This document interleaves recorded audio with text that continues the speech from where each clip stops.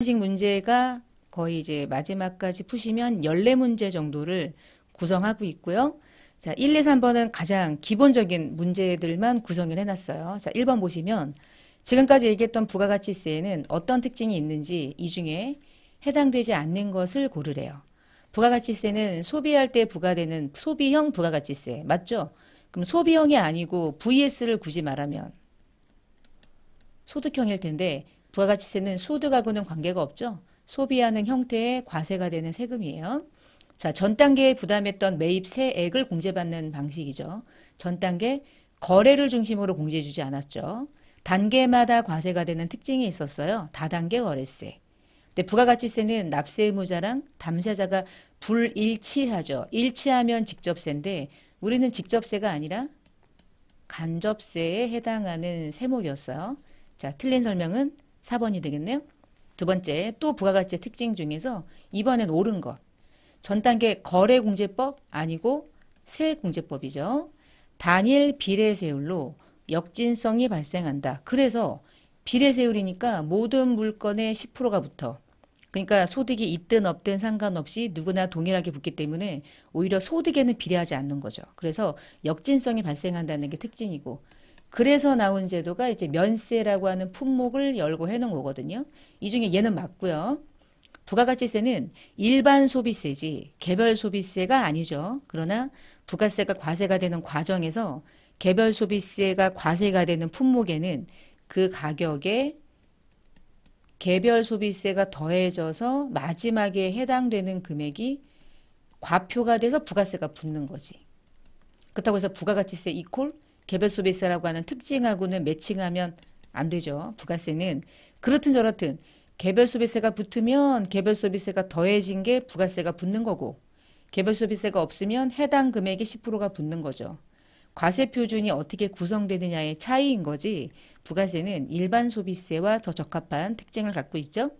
부가세는 국가가 과세하기 때문에 지방세라고 부르지 않고 국세에 분류했어요. 그렇죠? 1번의 정답은 2번이 되겠습니다. 하나의 비례세율, 그래서 단일 비례세율, 그래서 역진성이 발생한다. 역으로 가면 부가세 부담이 오히려 소득이 적은 사람이 더 많은 부가세를 부담할 수 있게 된다는 뜻이에요. 그다음에 세 번째, 부가가치세 특징에 해당하지 않는 것은 또 나왔죠. 특징에 대한 걸 정리하는 거야. 이렇게 문제를 풀면서 내가 얘를 풀었어. 근데 여기 안에는 예를 들면 이런 말이 없잖아. 그치? 다양한 문제를 푸는 이유는 유사해 보이지만 다 각각의 문제마다 좀 중요하게 보이는 포인트들이 있어서 그런 거예요. 자, 특징이 아닌 것. 부가세 담세자는 최종 소비자다. 맞다. 납세 의무자는 부가세가 과세가 되는 재화나 용역을 공급하는 사업자다. 너무 정확하죠. 납세 의무자는 누군가요? 과세 사업자. 담세자는 누군가요? 최종 소비자. 두 번째, 각 납세자의 담세력을 고려하지 않기 때문에 인세가 아니라 물세라고 한다. 맞다. 세 번째, 전 단계 거래공제법 아니었죠? 전 단계 세액공제법이죠. 해당되지 않으면 답은 3번 같고요. 네 번째, 부가가치세법상 우리나라는 소비하는 나라가 과세하는 것을 채택하고 있다. 그 제도가 소비지구 과세원칙이었죠. 이 중 해당되지 않는 것은 3번 이렇게 답을 찾을 수가 있겠습니다. 자, 4번은 앞에 모든 문제를 풀었던 건데 잘못된 걸 찾는 거거든요. 예를 들면 일반 소비세다. 맞죠? 국세다. 맞죠? 10%도 있고 수출하면 영세율이었죠. 맞죠? 역진성의 문제를 해결하기 위해서 방금 전에 제가 무슨 제도라고 그랬죠? 영세율이 아니라 면세 제도라고 그랬지. 영세율이 아니죠. 영세율은 이중과세를 방지하기 위해서 소비주고 과세 원칙을 구현하면서 이중과세를 방지하기 위해서 나온 제도가 영세율인 거고. 이에 대한 설명이에요. 자, 예를 들면 6번 같은 경우에 틀린 것은 부가세 납세 의무자는 영리사업자에 한정합니까? 이런 말 있어요? 없죠. 틀렸죠. 영리, 비영리 구분하지 않았죠. 부가세는 사업장마다 신고하는 게 원칙이다. 단순히 보관만 하면 사치장은 사업장이 아니다. 조사업장 총알납부 제도는 사업장별 과세 원칙의 예외다. 특례 맞죠? 얘 말고 사업자 단위 과세 제도도 있었고요.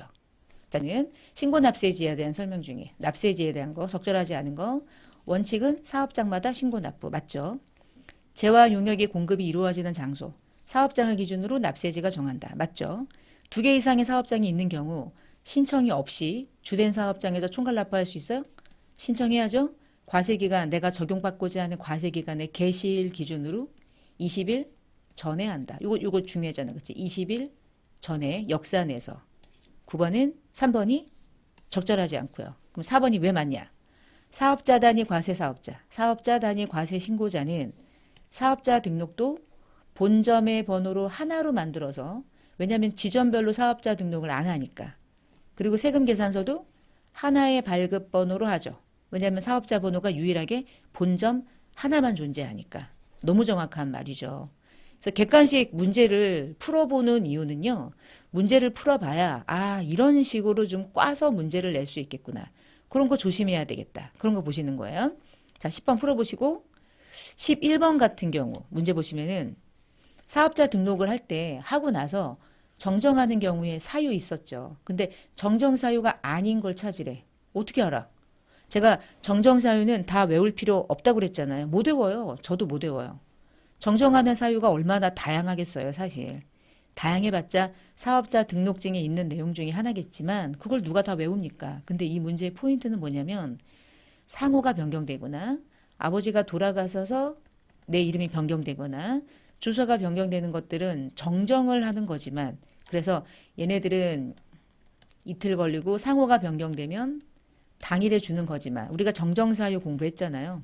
근데 제가 여기서 하나만, 증여는 아버지가 살아 계신데 아버지가 사업을 그만두고 내가 하는 것이기 때문에 이때는 이런 식으로 증여로 인해서 사업자가 명의되는 건 상속과 다르다. 증여는 정정하지 않고 폐업 신고하는 사유에 해당된다라고 했었죠. 그래서 이렇게 찾는 거야. 11번 같이 문제를 한번 풀고 나면 정정 사유를 왜 그렇게 구분해서 정리를 하고 그중에 하나만 구분해서 외워두면 별 문제가 아니겠구나라는 게 정리가 되죠. 정정 사유가 아닌 것, 이 문제만 보면 저도 몰라요. 뭐 아무리 전문가라고 그래도 사업자 등록증을 달달달 꿰고 있어? 너무 쓸데없는 공부잖아. 그치? 요 정도. 얘는 폐업 사유라 그런 거야. 폐업 사유. 그 다음에 밑에 2기면 언제부터 언제죠? 7월 1일부터 12월 31일이 2기죠. 2기 확정 신고 기한으로 오른 것은 4월 25일에 1기 예정 신고 납부했대요. 오케이. 7월 25일에 1기 확정 신고했대요. 그럼 1기 끝났죠. 근데요, 우리가 8월 20일에 사업의 자금 상황이 지금 악화가 돼서 폐업을 했대. 그럼 폐업했다는 얘기는 8월 20일이면 요때쯤이 걸리는 거잖아. 폐업을 했대요. 자, 그럼 폐업을 했다는 얘기는 폐업하면 나 폐업한 날까지가 나의 마지막 과세기간이죠. 그러면은 7월 1일부터 8월 20일까지가 나의 마지막 과세기간이에요. 근데 질문은요. 과세기간, 너의 마지막 과세기간까지는 알겠어. 그럼 질문. 너 이거 언제 신고할 거야? 이게 마지막에 나의 과세기간이니까 이거 신고해야 되잖아. 그러면 얘를 언제까지 신고해야 되느냐? 이제 이건 거예요. 자, 근데 여기서 이제 주의사항이 뭐냐면 원래는요. 2기를 6개월 동안 정상적으로 6개월 동안 정상적으로 사업을 했다면 얘는 12월 말일이 종료일이니까요. 1월 25일에 원래 2기 확정의 신고 기한이 존재하죠. 대신 계속 사업할 때 그래요. 계속 사업할 때 이 문제 하나를 가지고 이게 나왔을 때 이렇게 풀어야 되는구나 하나 외우시면 좋아. 이 부분은. 근데 얘는 중간에 폐업을 했다. 자, 폐업을 했다는 얘기는 이후에는 신고할 게 없잖아. 그렇다고 1월 25일에 신고할 게 요거밖에 없거든. 그래서 폐업하는 경우만 하나 외웁시다. 폐업하면 폐업일이 속하는 과세기간의 폐업일이 속하는 종료일은 8월 말일이죠. 그럼 8월 말일로부터 25일 이내에 신고하면 끝나요.